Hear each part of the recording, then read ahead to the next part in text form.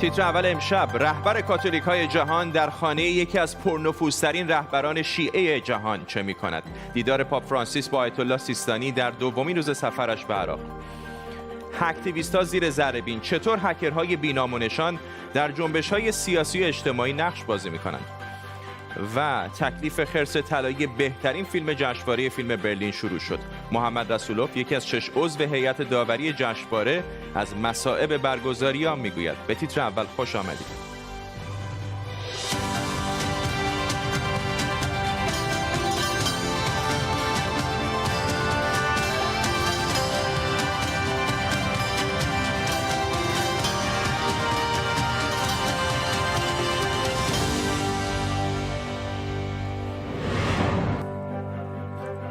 سلام به شما. در دیداری تاریخی، پاپ فرانسیس، رهبر کاتولیک‌های جهان، به خانه آیت الله سیستانی، متنفذترین رهبر شیعیان عراق رفته. پاپ فرانسیس از دیروز برای سفری 3 روزه تحت تدابیر شدید امنیتی به این کشور رفته.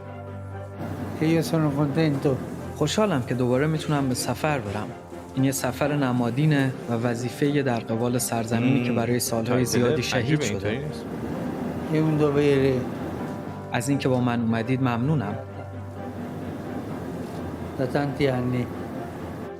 دولت عراق هزاران مأمور رو در نقاط مختلف کشور مستقر کرده. این اولین باریه که یک پاپ به عراق سفر میکنه. در طول برنامه با تیمی از کارشناسان و خبرنگاران سفر پاپ به عراق و خبرهای دیگر رو بررسی میکنیم. پیش از همه بریم به خود عراق. همکارم تروسکه صادقی از اربیل با ماست. تروسکه، شاید کلیشه به نظر بیاد ولی واقعا سفر او تاریخی هست. استقبال از او چطور بوده تا الان در عراق؟ دومین روز سفر پاپ به عراق بسیار مهم تلقی میشه اینجا در رسانه ها و از نظر ناظران. دیدارش با مرجع شیعیان عراق و تأکید هر دو طرف بر صلح و همزیستی و برابری، دیدارش با نمایندگان پیروان ادیان مختلف در شهر باستانی اورک و گفتگوهایی که با اونا داشت و همین موجب شد که نخست وزیر عراق امروز رو 6 مارس رو در عراق روز صلح و همزیستی نامگذاری بکنه و در نهایت شرکت مقامات بلندپایه سیاسی و رهبر برخی از جریان‌های سیاسی در کلیسای کلدانی قدیس یوسف که تا همین چند دقیقه پیش هم مراسم در اونجا برگزار می‌شد، اهمیت این سفر رو بیشتر کرده.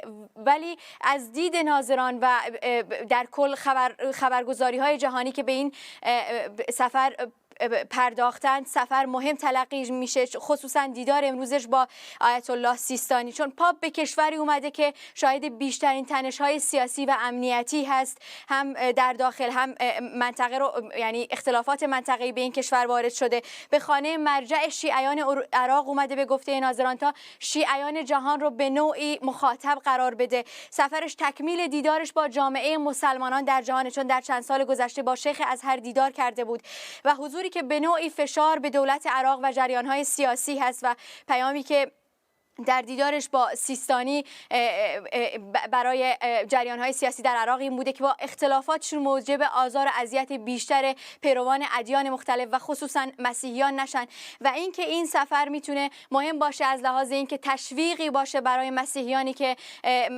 مناطق خودشون رو تحت فشار گروه‌های افراطی ترک کردن تا به مناطق خودشون برگردن. ممنونم از تو تروسکه صادقی، خبرنگار ما در اربیل عراق. مراسمی که تروسکه بهش اشاره می‌کرد همین دقایق پیش به پایان رسید. تصاویر زنده‌اش رو هم در سمت راست تصویر می‌دیدید حین صحبت‌های تروسکه. رهبر کاتولیک‌های جهان پاپ فرانسیس امروز در مراسمی در کنار آواره‌های شهر تاریخی اور در جنوب ناصریه عراق گفت مذهب با تروریسم و خشونت بیگانه است. پاپ فرانسیس به کشوری رفته که مسیحیان در سالهای قبل به نسبت حالا نقش فعالتری در جامعه و سیاست داشتند و بعد از ظهور داعش اغلبشون به کشورهای دیگه مهاجرت کردند. اما تنوع فرقه‌های مذهبی در این کشور هنوز هم خیلی زیاده. این اولین سفر خارجی پاپ از آذر سال 98، یعنی قبل از همهگیری کرونا تا الان. پاپ فرانسیس 84 سال پیش در آرژانتین به دنیا آمده. پدرش از مهاجران ایتالیایی بود که از دست حکومت فاشیستی موسولینی به آرژانتین پناه برده بود. او در جوانی برای تحصیل به یک مؤسسه دینی کاتولیک در بوئنوس آیرس رفت. سال 1377 اسقف اعظم بوئنوس آیرس شد. در دوران مدیریتش کشیشایی که برای کمک به مردم به مناطق محروم شهر می‌رفتند 2 برابر شد. 3 اسفند سال 79 یعنی 20 سال پیش پاپ ژان پل دوم به او ارتقای مقام داد و کاردینال شد. بالاخره بعد از مرگ پاپ بندیکت نهم شورای کاردینال‌های واتیکان با همون مراسم سنتیشون در 23 اسفند سال 91 اون رو به عنوان پاپ جدید انتخاب کردند. اون موقع 76 سالش بود و به جز زبان‌های لاتین و اسپانیایی و ایتالیایی به زبان‌های آلمانی، پرتغالی، فرانسوی و انگلیسی هم مسلط بود. از آن زمان تا به حال پاپ اصلاحات زیادی در کلیسای کاتولیک انجام داده که از جمله میشه به این موارد اشاره کرد: مدارا با ازدواج همجنسگرایان، ارتقاء نقش زنان در مدیریت کلیسا، توجه بیشتر به مسائل حقوق بشری و مبارزه با فساد اخلاقی و سوء استفاده جنسی در کلیساها و همینطور مدارای بیشتر با مسائلی که از قدیم برای کلیسای کاتولیک خیلی حساس بودن، مثل طلاق و سقط جنین و کفرگویی. محمد حیدری همکارم از واشنگتن با ماست. محمد، سفر او همطور که پیشتر هم اشاره کردیم بدون شک سفری تاریخی هست. فراموش نکنیم عراق همین کشوری بود که مدتی پیش داعش داشت درش جولان میداد. چقدر میتونه سفر او به تسامح و مدارا در این کشوری که میدونیم فرقه‌های مذهبی مختلف داره، دعواهای تاریخی در این کشور زیاد هست، کمک بکنه؟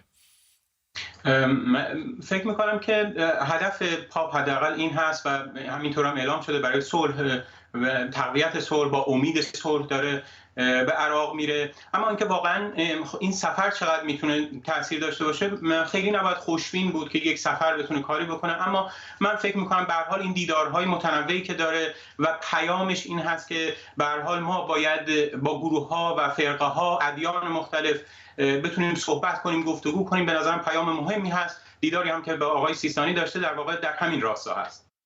ممنونم از تو محمد حیدری همکارم از واشنگتن دی سی با ما. جروسلم پست به نقل از ژیائو وانگ، پژوهشگر چینی تبار آمریکایی که سال 2016 در ایران دستگیر شده بود، گفته که یک ایرانی یهودی به جرم زندگی در اسرائیل به 10 سال حبس محکوم شده و هر دو با هم در زندان اوین بودند. به گفته ژیائو وانگ، این ایرانی یهودی چند سالی در اسرائیل زندگی می‌کرده و وقتی به ایران برگشته دستگیر میشه. خود ژیائو وانگ در سال 2019 در تبادل زندانیان بین ایران و آمریکا آزاد شد. اشکان صفایی همکارم از اورشلیم با ماست. اشکان، چه جزئیات بیشتری می‌دونیم در مورد این ایرانی یهودی؟ بله، خب ژیائو وانگ همونطوری که گفتی توی یک مصاحبه با جروسالم پست گفته که زمانی که در زندان اوین زندانی بوده متوجه شده که یک ایرانی یهودی هم به دلیل اینکه در اسرائیل زندگی کرده در زندان هست. ژیائو وانگ گفته که او یعنی در واقع ایرانی یهودی 5-6 سالی در اسرائیل زندگی کرده، سپس به ایران برگشته چون نمیتونسته در اسرائیل زندگی کنه، بازداشت شده و به 10 سال زندان محکوم شده. او رو یک فرد بزرگ جثه توصیف کرده و در واقع بیش از این جزئیاتی در مورد اون نگفته. رسانه‌های اسرائیلی هم جزئیات بیشتری رو منتشر نکردن، فقط یک وبسایت خبری به زبان عبری گفته که بله خانواده او متوجه شده که در اینجا زندگی میکنن، اما اون هم نوشته برای اینکه مشکلی بیشتری برای این فرد پیش نیاد جزئیات بیشتری رو منتشر نمیکنه. همچنین ژیائو وانگ گفته که یک ورزشکار ایرانی به اسم محمد حیدری، ورزشکار رشته پرورش اندام هم که چند سال پیش گفته بود میخواد برای مسابقه به اسرائیل بیاد، او هم در زندان اوین زندانی هست. باید گفت که این موضوع جدیدی نیست، در واقع در گذرنامه همه ایرانیان نوشته شده که صاحبش نمیتونه به اسرائیل سفر بکنه. مجازات سفر فقط به اسرائیل و نه فقط زندگی بر اساس قانونی که سال 1390 در مجلس شورای اسلامی تصویب شد بین 2 تا 5 سال زندان هست و محرومیت از داشتن گذرنامه برای 2 تا 5 سال. و در سالهای گذشته ما گزارش‌های دیگه‌ای هم داشتیم از در واقع ایرانیان یهودی که به اسرائیل اومدن و برگشتند به ایران، از جمله سال گذشته که در مورد یک فردی به اسم ماشاءالله پسر کهن که به گزارش منتشر شد که گفته شد که او هم زندانی هست، ولی این فرد اون نیست که در واقع ژیائو وانگ گفته. ممنونم از تو اشکان صفایی خبرنگار ما در اورشلیم. من فقط یه نکته رو اصلاح کنم. کمی پیشتر گفتیم که بعد از مرگ پاپ بندیکت نهم پاپ فرانسیس رهبری کلیسای کاتولیک رو به دست گرفت. حتما به یاد دارید پاپ بندیکت نهم استعفا کرد و به همین دلیل از این سمت کناره‌گیری کرد. ما ناشناس هستیم، ما یک هنگیم، نمیبخشیم و فراموش هم نمی‌کنیم. منتظر ما باشین. اینها شعار هکرهای ناشناس به نام انونیمس هستند. امشب گروه هکرهای ناشناس رو زیر ذره بین میبریم.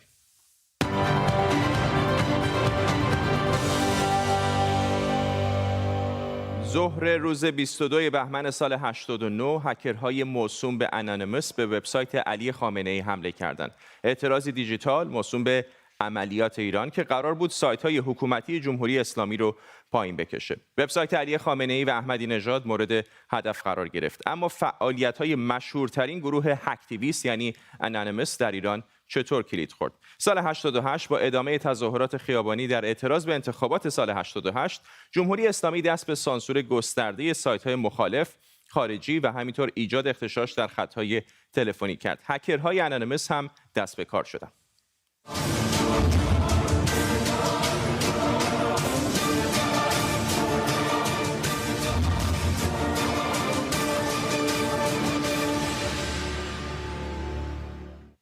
هکرها با همکاری پایرت بی یک پلتفرم برای تبادل اطلاعات نفر به نفر را انداختند تا معترضها بتونن سانسور دولتی رو دور بزنند. تقریباً یک سال بعد از 88 در 32مین سالگرد انقلاب اسلامی، هکرهای انانیموس تلاش کردند مشخصاً وبسایت علی خامنه‌ای و احمدی نژاد و سایت رهبری رو از کار بندازند. هکرها موفق نشدند سایت احمدی نژاد و خامنه‌ای رو پایین بکشن، اما تونستن سایت ایرنا یا همون خبرگزاری رسمی جمهوری اسلامی رو برای چند ساعتی از کار بندازن. هکرهای انانیموس رو با این چهره ممکنه به خاطر بیارید. سال 2003 تشکیل شدن و 2008 به خاطر تظاهراتی که روبروی کلیسای ساینتولوژی کردن به تیتر اول خبرها اومدن. خودشون رو هکتیویست یعنی فعال سیاسی اجتماعی دیجیتال معرفی میکنن. صورتکی که به چهره دارن صورتک گای فوکسه که از فیلم وی فور ونتا الهام گرفته.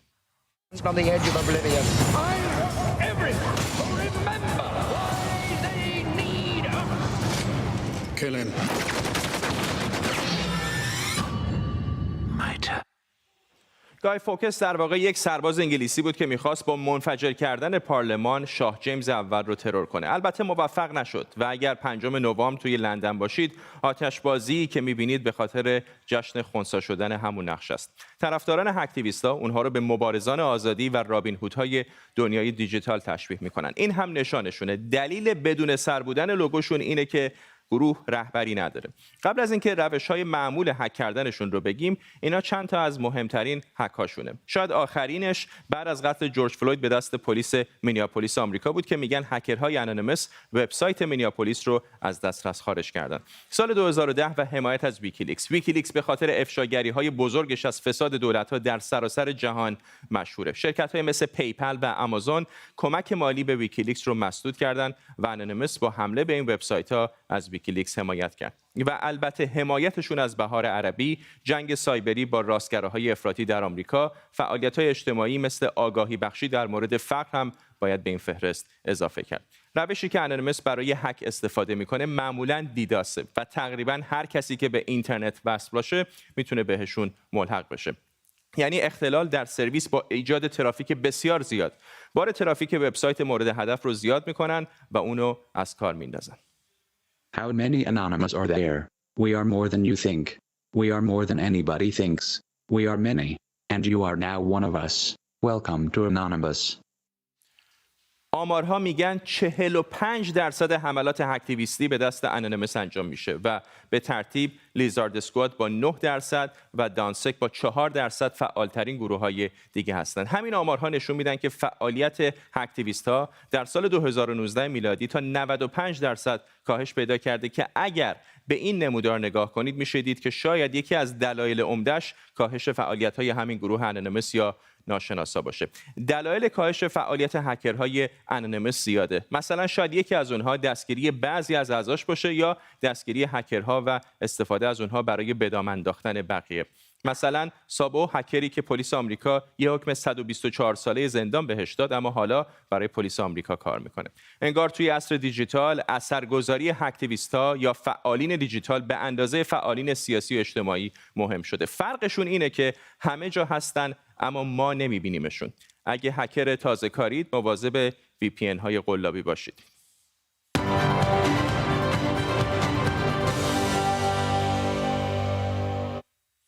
هادی محبوب، تحلیلگر بازار رمز ارز یا ارز دیجیتال و بنیانگذار کوین ایران، کارشناس بلاکچین و آیتی از سان فرانسیسکو با ماست. میخوام این ازتون بپرسم که واقعا این هکتیویست ها چقدر به جریان اصلی اکتیویستی کمک میکنن؟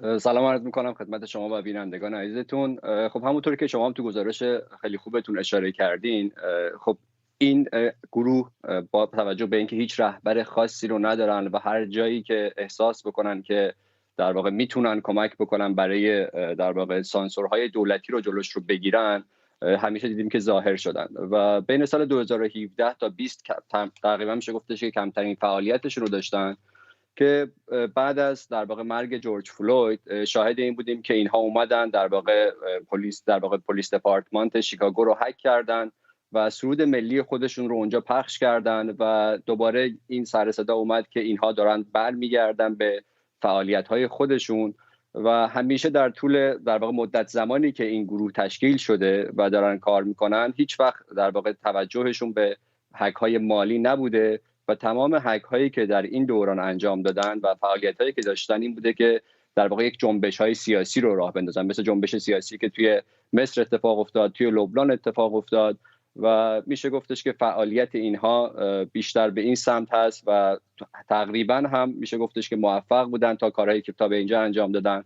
به عنوان مثال آخرینش که همین در واقع مرگ جورج فلوید بود، صدها گیگابایت از اطلاعات دپارتمان پلیس شیکاگو بیرون اومد که تو اون اطلاعات مشخص شد که خیلی از افرادی که در واقع توی پلیس دپارتمان شیکاگو کار میکنن از سمت‌های خودشون چه سوء استفاده‌ای کردن. یکی بالاخره میشه به شکلی شاید اقدامات اونها رو نافرمانی مدنی هم تشبیه کرد دیگه، چون در واقع برخلاف قانون هست که مثلا شما برید در اداره پلیس یک ایالتی و تخریب بکنید سایت اونها رو. چقدر این باعث شده که اعضای اونها دستگیر بشن و فعالیتاشون در مواردی کم بشه؟ خب به طب خیلی دیدیم که در واقع درسته، در واقع در مقابل قانون وای میستن و کاری که میکنن از نظر قانونی کار غیر قانونی هست، ولی یک محبوبیت اجتماعی رو دارن که بعد از این هک پلیس دپارتمان شیکاگو و اینکه دوباره برگشتن دیدیم که شاهد این بودیم که در واقع سوشال مدیا هایی که توی توییتر مخصوصا منتسب به این گروه بود باعث شد که یک فالوورهای میلیونی رو بگیره و یک محبوبیت اجتماعی که این گروه پشت سر خودش داره در واقع تا به اینجا فعالیت اینها رو ادامه داره میده و هر کسی میتونه جزو این گروه باشه. حتی ما دیدیم که خیلی‌ها گفتن که ما حاضریم به هر، یعنی به صورت نان پرافیت بدون هیچ درآمدی تو این در واقع گروه فعالیت میکنن. ممنونم از شما هادی محبوب، تحلیلگر بازار رمز ارز و کارشناس آیتی از سان فرانسیسکو با ما. برلین تا به حال در چنین روزهای جشنواره‌ای به این سوت و کوری به خودش ندیده بود. دیشب تکلیف خرس طلایی بهترین فیلم برلینانه روشن شد. فیلمی از رومانی به نام دردسرهای همبستری با پورن ابلهانه. اما جایزه آخر بهار وقتی جشنواره به صورت واقعی برگزار بشه به دست برنده ها میرسه. محمد رسولوف، کارگردان ایرانی که پارسال جایزه خرس طلایی جشنواره رو دریافت کرده بود، یکی از 6 عضو هیئت داوری جشنواره بود. آقای رسولوف در مصاحبه‌ای به ما گفته که امسال داوری جشنواره در بحبوحه بحران کرونا سخت و پر از چالش بوده. هر روز از طریق دیدارایی که به صورت آنلاین با اعضای هیئت داوری داشتیم تو زمانهای مختلف درباره فیلم‌ها با هم صحبت می‌کردیم. طبیعتاً در شروع ما خیلی به جایزه فکر نمی‌کردیم، فقط احساساتمون از فیلم‌های مختلف ما هم که به اشتراک می‌ذاشتیم. به طور طبیعی میتونم بگم خوشبختانه تجربه جالبی بود. با 5 کارگردان برنده خرس طلایی دیگه مرتباً درباره فیلم‌های خیلی جسورانه‌ای که امسال توی بخش مسابقه بود صحبت کردیم و طبیعتاً تحت تاثیر دید همدیگه قرار گرفتیم و با به اشتراک گذاشتن نظراتمون تونستیم نگاه‌های متفاوتی از فیلم‌ها رو کنار هم قرار بدیم و نتیجه گیری کنیم. همکارم امید حبیبی نیا با ماست. امید، تو خودت پارسال اونجا بودی، برای ایران اینترنشنال گزارش میدادی. چه تفاوتی داره امسال جشنواره با پارسال؟ خب فرداد میشه گفتش که امسال در واقع یک عجیب ترین جشنواره و به نوعی حالا غم انگیزترین جشنواره هم بود، برای اینکه ما اگه نگاه بکنیم به سالهای گذشته، به خصوص سال گذشته که من خودم اونجا بودم، 10,000 علاقمند و مشتاق سینما در اون جشنواره حضور داشتن، بلیط می‌خریدن میرفتن به جشنواره، دست‌اندرکاران سینما بودن، بازار سینما در واقع فعال بود، جلسات نقد و بررسی و فروم‌های مختلف بود، همچنین کنفرانس خبری، هزاران سینماگر تلویزیونی، سینماگر در واقع هزاران روزنامه‌نگار سینمایی از سراسر جهان در جشنواره حضور داشتن و اگه در نظر بگیریم که 400 تا فیلم مثلا در آخرین جشنواره که 70مین دورش بود در سال گذشته به نمایش در اومد، امسال تعداد فیلمایی که به نمایش در اومد خیلی کم بود. یعنی تعداد فیلمایی که به نمایش در اومد یه چیز در حدود 100 تا اینجورا بود که برای داوران مختلف بود. مثلا در بخش مسابقه تعداد فیلم خیلی کمتر بود، در بخش مواجهه همطور، در بخش‌های مختلف هم فیلم‌های اصولاً به نمایش در اومد که فیلم‌های ارزان بودن و فیلم‌هایی بودن که در شرایط کرونایی ساخته شده بودن و خبری هم از نام‌های بزرگ در این جشنواره نبود. همونجور که می‌دونیم در واقع جشنواره قرار شده که جوایز رو در بهار بده، آخر بهار، که حالا در اروپا به عنوان تابستون ذکر میشه ازش در آخر خرداد ماه، ولی هنوز با توجه به این وضعیت واکسن و وضعیت شیوع کرونا هنوز هم معلوم نیست که آیا در اون جشنواره که قرار هست که در اون موقع برگزار بشه در آخر خرداد ماه میشه که این جوایز رو بدن و جشنواره برگزار بشه. خیلی کوتاه در مورد خود جوایز هم بهمون بگو.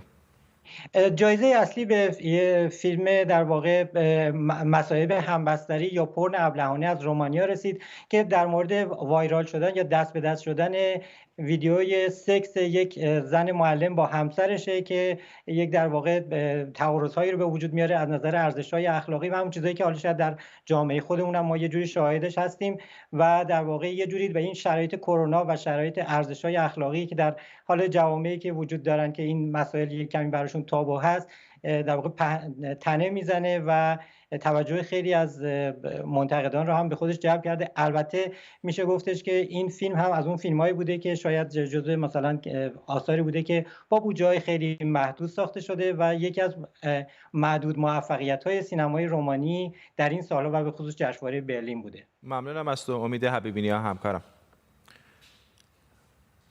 اروپا در حالی زمستون رو پشت سر میذاره که در بعضی از کشورها تعداد مبتلایان کرونا چنان کاهش پیدا نکرده. با وجود تایید چند واکسن به غیر از اینجا در بریتانیا، اکثر کشورهای اروپایی هنوز نتونستن به مقدار کافی واکسن بخرن. در حالی که دعوا سر پیشخرید واکسن ادامه داره، سازمان بهداشت جهانی از لغو حق مالکیت معنوی واکسن‌ها برای امکان تولید اونها در همه کشورهای جهان پشتیبانی کرده. این نقشه پیشرفت واکسیناسیون کرونا در اروپا است. همونطور که می‌بینید بریتانیا 1/3 جمعیتش یعنی حدود 34% رو برای دوز اول دست کم تا اینجای کار واکسینه کرده. در بقیه اروپا کشورهایی که تا به حال بیشترین واکسن رو زدن اینها هستند: ترکیه، آلمان و روسیه. یک دلیل کندی واکسیناسیون در بیشتر کشورهای اروپایی به جز روسیه که خودش تولید کننده واکسن بوده اینه که بریتانیا و آمریکا واکسن‌های فایزر و آسترازنیکا رو پیش خرید کرده بودند. حالا ببینیم در هر کشوری چه گروه‌هایی در اولویت واکسیناسیون قرار گرفتند. مسئولان دولتی در این 4 تا کشور اول از همه واکسن رو به خودشون زدن. در این کشورها هم به سالمندان زدن و در بقیه کشورها اول کارکنان بیمارستان‌ها و بخش بهداشت و درمان. هرچند نمودار ما خیلی ریز هست و مطمئن نیستم که بتونید همه رو به درستی ببینید. ماهان غفاری، محقق همه‌گیرشناسی و تکامل ویروس از دانشگاه آکسفورد با ماست. آقای غفاری، الان یک بحث جدی وجود داره که آقا وسط این پندمیک، وسط این بحران، چرا شرکت‌های داروسازی فرمول این واکسن‌ها رو به صورت عمومی منتشر نمی‌کنن که همه کشورها بتونن ازش استفاده کنن؟ سوال بسیار خوبیه و نگرانی سازمان بهداشت جهانی هم در واقع همین هست که اگر ما به سرعت یک گام موثری در زمینه تولید انبوه واکسن برنداریم، در واقع یک حالت جنگ‌های قبیله‌ای پیش خواهد اومد بین کشورهای مختلف، یکی سریعتر بتونه دوز بیشتر از واکسن خریداری بکنه. مشخصاً که یک شرکتی که خب خیلی ازش نام برده میشه که یک گام مثبتی رو برداشت، در واقع شرکت آسترازنیکا بود که با همکاری دانشگاه آکسفورد اومدن در واقع اون پتنت ساخت واکسن و در واقع اون کد پروتکل بیولوژیکی ساخت واکسن رو به صورت عمومی در اختیار گذاشتن و در طول این پندمی به عنوان یک نان پرافیت هستن، یعنی بهره مالی نمیگیرن. این همین جهت بود که الان شرکتی در هند یا شرکتی در کره جنوبی دارن همین واکسن رو با نام انحصاری خودشون تولید میکنن و توزیع میکنن. اما مسئله اینجاست که مثلا شرکتی مثل فایزر یا مدرنا در واقع حاضر نشدن این کار رو بکنن و قراردادهای مشترکی بین کشورهای مثلا به اسرائیل بستن یا با اتحادیه اروپا به صورت مجزا و این باعث شده که این تأخیرهایی که پیش میاره در توزیع عمومی واکسن طوری بشه که همونطور که گفتم کشورها شاید به صورت خودمختار بخوان عمل بکنن در خرید واکسن و این نگرانی رو برای سازمان بهداشت جهانی دوچندان میکنه، چون اگر بخوایم ما توزیع عادلانه عمومی داشته باشیم نیاز به یک مدیریت نظارت کلی هم روی اونها هست. اگر کشورها بخوان جداگانه هر کدوم در واقع خرید و فروشی رو انجام بدن، عملا نمیتونه تحت یک چتر نظارت عمومی قرار بگیره و باز دوباره تأخیر بیشتر و بیشتر میذاره به اینکه به این پاندمی ما بتونیم عملا پایان بدیم. خیلی کوتاه اگر بفرمایید، بنابراین این فرمول آسترازنیکا رو هر کشوری میتونه ازش استفاده کنه؟ میتونه استفاده کنه، اما چالشش اینه که بتونه توی یک زمان کوتاهی اون رو به تولید انبوه برسونه. سروم اینستیتوت هند این قابلیت رو داره، نه تنها برای کووید بلکه از قبل داشته، یا کره جنوبی. اما بله، در کل میتونه هر کشوری اون پتنت رو در واقع برای خودش بگیره و به تولید انبوهش عملا استفاده بکنه. ممنونم از شما ماهان غفاری از آکسفورد. با ما به این ترتیب ما هم میرسیم به پایان تیتر اول امشب. تا فردا برنامه دیگر، بدرود.